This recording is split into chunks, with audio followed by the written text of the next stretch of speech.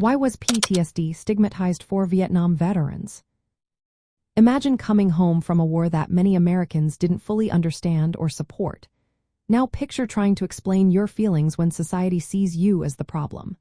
That's what many Vietnam veterans faced. Post-traumatic stress disorder was not officially recognized until 1980, 5 years after the war ended. Before that, symptoms like flashbacks, anxiety, and intrusive memories were misunderstood or ignored. People often thought veterans were weak or morally flawed if they showed emotional struggles. This lack of formal recognition made it harder for veterans to get help and made their suffering seem like personal failure. The Vietnam War was deeply unpopular in the United States. By the early 1970s, more than 70% of Americans believed the war was a mistake. Returning soldiers were met with hostility, indifference, or blame. Society was divided, and many saw veterans as troublemakers or as being damaged beyond repair. This negative attitude made it even harder for veterans to talk about their mental health issues. Instead of support, they often faced rejection and suspicion. The nature of the war itself added to the problem. Soldiers faced guerrilla warfare, and clear goals, and long periods of combat. These experiences created intense psychological stress. But the military culture at the time valued toughness and emotional control. Talking about feelings or mental health was seen as a sign of weakness.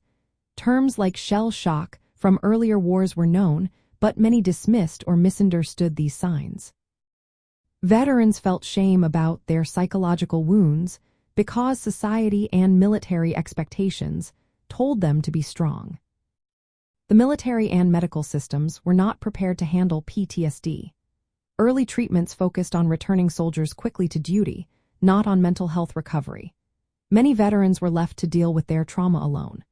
It was not until the early 1980s, with the National Vietnam Veterans Readjustment Study, that PTSD was officially recognized as a real condition. But by then, many veterans had already endured years of stigma and silence.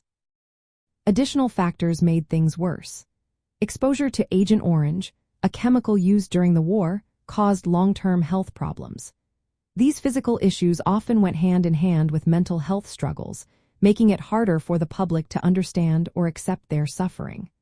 All these elements combined to create an environment where PTSD was seen as a personal flaw rather than a legitimate medical condition. In the end, PTSD was stigmatized among Vietnam veterans because it was a new diagnosis emerging from a controversial war.